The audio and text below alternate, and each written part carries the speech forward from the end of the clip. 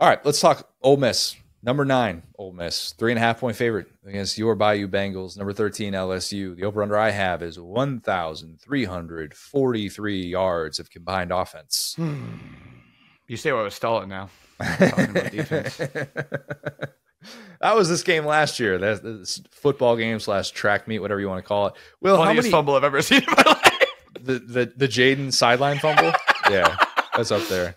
Fumble, that. Yeah. 1-2. Oh, gosh. Unbelievable. And I'm just glad that Jaden has not had several of those in the NFL just yet. And nobody is making fun of him for ridiculous turnovers. And it's just, oh, my God, this guy is unbelievable. Jameis Oregon fumble. Sorry, this would be third. Oh, Jameis Oregon fumble was actually number 1. Yeah, but still on the Mount Rushmore of funniest fumbles in football history. Definitely. How many years off your life did this game take last year?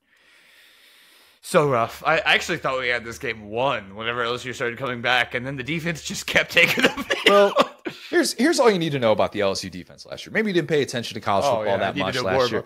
Hey, you don't, but the people listening, maybe they do.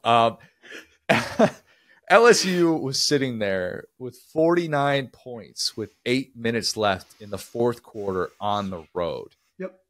And 7 minutes later, LSU was like, hey, Jaden Daniels, buddy, we're going to need you to put on your cape and go win this one. We did it again. Oops. When you put that in perspective, it makes you realize how silly it was that there were people going like, he was only 8-4 and he just padded his stats. But we don't need to go down that road. No, that was a father of 12 who was running 3 companies, what he was trying to do last year. Get out of here with that talk. I'd be surprised if this game turns into that kind of shootout. Not saying these teams won't put up some points, but hold on, you just gave him an extra loss too. He was 10-3 last year. Oh yeah, he was 9-3. Yeah, 9-3. I don't know why I say 8-4, but yeah, it felt like an 8-4 team. It sure did. I say that all the time. Actually, I like this. That's not the first time I've said that LSU was 8-4. I've said that in several places, just because if you're not New Year's 6, felt like 6-6 without Jaden Daniels. I get it. Yeah, that's a 4-18 without Jaden Daniels. LSU's defense is better than last year, which is essentially like saying the thing that you smelled after stepping out of a hockey locker room smelled better than a hockey locker room. If you know, you know. There is no worse smell on this earth, man. None. I just hope this is making you laugh in this stressful time. I used to cover the Tri-City Storm when I was in Central Nebraska, and those post-game locker rooms, I can't unsmell it. I'll never unsmell a hockey locker room. Terrible. Ole Miss is also better on defense, in case you haven't seen. A little bit. Actually, a lot of it so far. Yeah. We'll get to J.J. Pegues in a bit here. But when he says, I think this defensive line can be the best in college football, it is nothing to scoff at. Through 6 games so far, Ole Miss is 3rd in FBS in scoring defense, 3rd in FBS in yards per play allowed, 3rd in FBS in opposing third down conversion percentage, 1st in FBS in yards per rush allowed, 1st in FBS in rushing yards per game allowed, 1st in FBS in TFLs, 1st in FBS in sacks. They've been awesome, okay? And I know we can say, the competition's not that good. They've played enough teams at this point where that's not nothing. Even if there is some regression that's expected with the latter half of their schedule and facing LSU and facing Georgia, they have done what you hoped they would do if you're an Ole Miss to be fan. honest with you, man, they played like the way that Kentucky beat them was not a defensive error. It was a game that, like you said, it would make you throw your controller if you're playing NCAA. It's not like they gave up a touchdown on that play. Yeah, I mean, they had the big play that they allowed to Barryon Brown at the end of that game, which, of course, yeah. I mean, ideally, you'd like to be able to get a stop there, but it wasn't like that's the Barryon Brown experience, though. He'll drop something, he'll fumble something, he'll get a penalty, and they'll have the sickest catch you've ever seen. You're like, who's this guy? A celebration penalty where you're just like, what? Why? We got too many guys shooting guns to celebrate things in the SEC right now. Probably. Yeah. We're getting flagged left and right, guys. Let's take some notes here and figure this thing out. But anyway, I think Ole Miss's defensive line against that LSU offensive line is maybe even a touch better than what LSU faced against South Carolina with those guys, with Kyle Kennard, with Dylan Stewart.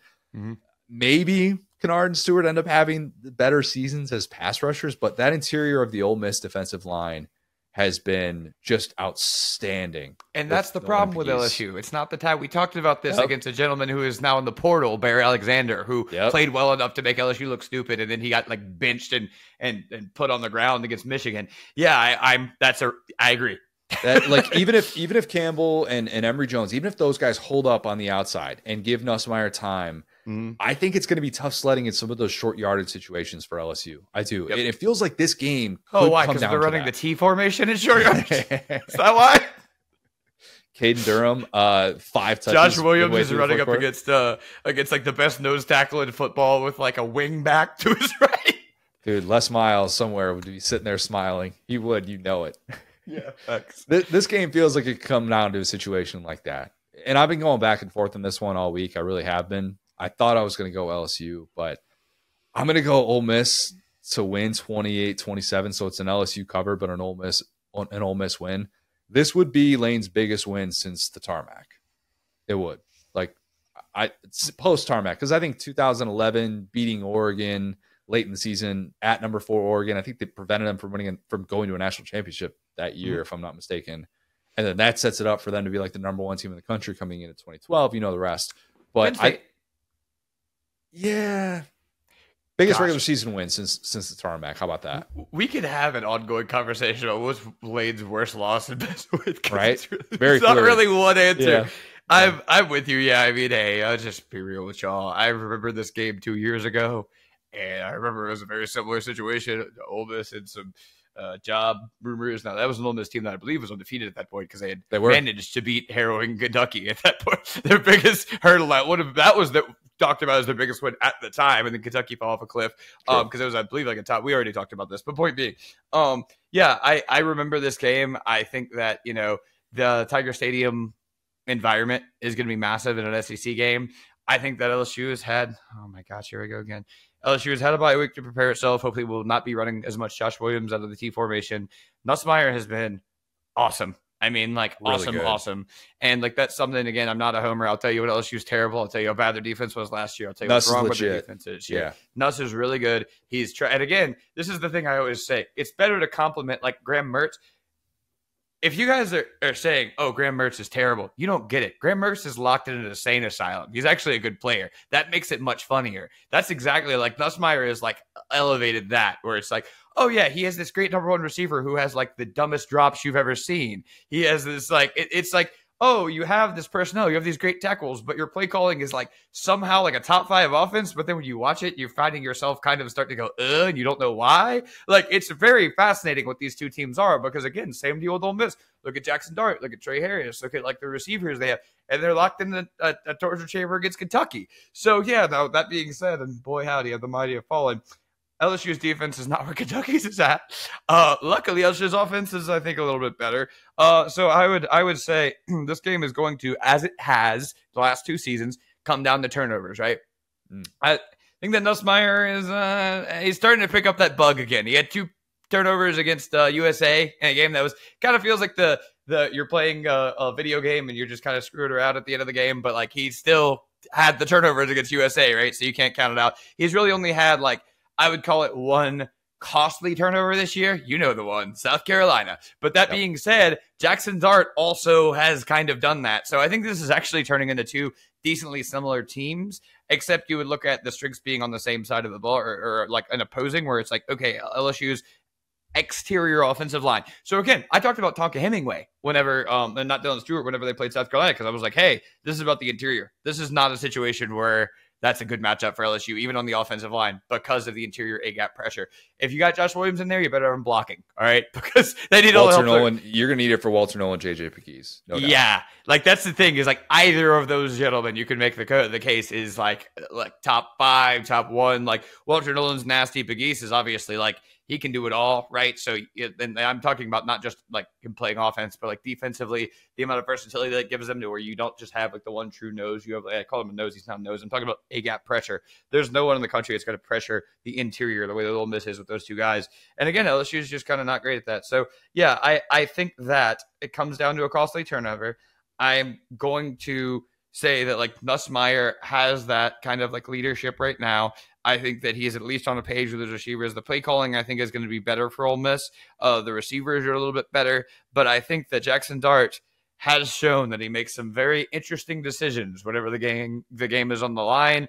trying to make a like hero play. And the thing about Nussmeier that's beautiful is he's not up there trying to be a hero. He's good for a turnover whenever. So like Jackson Dart has a very specific, in my opinion, situation where he becomes a turnover machine. And in Tiger Stadium, I think that favors them. But again, I'm not married to this. I could see either team winning. I could see either team winning in a blowout. Peter Burns tweeted that. He's like, hey, this could be a blowout. This could be a close game. This could be the team could win. We could see aliens. Like, and I agree. But I am going to hope and pray that this offense is real. One that has statistically somehow been better than Ole Miss's. I'm going to hope and pray that this defense knows Alexander, really big deal, can step up. And what it comes down to is pressure. And I'm going to get out of here on this. How do you feel about Ole Miss's offensive line? I don't feel great, but I do like the fact that they didn't let South Carolina's defensive line take over that game. Yep. When they could have. And I feared that. 32 seconds into that game, holding penalty. Dylan Stewart just getting mauled.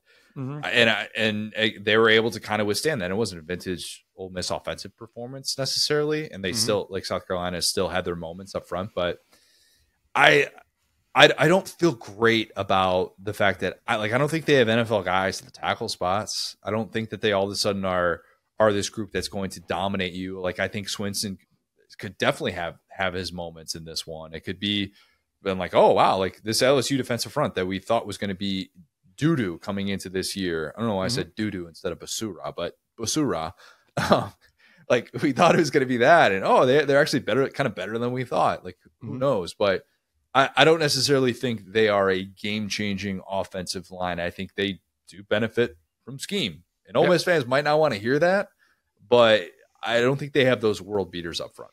Yeah, this is a massive, massive crossroad game for both teams, and one that Ole Miss, like we talked about, shouldn't be here, right? You lost a game that you should have won against Kentucky. But again, like we talked about, every game is a chance to get knocked out of the playoff in SEC play because you already have one loss. And if you don't make the SEC championship game, there are enough good teams. Kind of a playoff elimination game, Will. Every game. That's the thing. Every game for Ole Miss. Because, I mean, that's the beautiful thing about Brian Kelly and the 12-team playoff. So if you're going to lose the first game, it's not a conference game, you're going to realize you're doing everything wrong. See, that's the thing about Brian Kelly. He has like hubris where it's like, okay, if he wins the week one, he's going to keep playing bad players. But if he loses, he knows that he needs to change things. He has had a bye week. So I say that to say, if LSU has not gotten better over the past like 2 or 3 weeks, they're still the team that lost to a USC team that is not any good, as we've seen. This could be a bad LSU team. And we do not, like just as the viewing public, we do not want to see that, especially wasting a quarterback like this. So as a hopeful, not only just LSU fan, but fan of college football, I hope LSU has fixed some of those things in the back end in the same way that we saw them against Ole Miss a couple of years ago, against Mississippi State in 2022, where they flipped out the tackles. We've once again seen another defensive shift, although this time it's due to injury, unfortunately. Jalen Toviano playing the star position, Major Burns back to safety. Woo, can't wait. You're excited about that, I can tell. Can't wait. Love having Major Burns as my last line of defense. But that being said, everything I know about this defense tells me that Jackson Dart probably will shred them. So I'm just going to hope and pray that they learn something in this bye week and pick them, because I wasn't brave enough to do that in 2022 and it ended up being the case. Lane wins in Death Valley. All of a sudden that Kentucky loss feels like a distant memory. It does. Because I don't think Ole Miss, if you're an Ole Miss fan, you can tolerate losing this game and then tell yourself, oh yeah, like we can still win out, we'll be fine, and get into the playoff. I think if you lose this game, you're like accepting reality.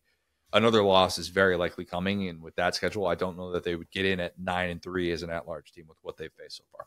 Yes, and I will say really quick, I brought this up in the recap last time. I'm going to give Ole Miss their flowers for bouncing back against South Carolina. Like I said, they grew up. They handled Big business. Time. They strangled South Carolina in a game that most of the time, Lane would have been kind of whatever, Jackson Dart would have been whatever. So I've already seen some INC from that 2022 team, but I just hope that we all have to see the old Major Burns. So I'm going to pick LSU 31-28.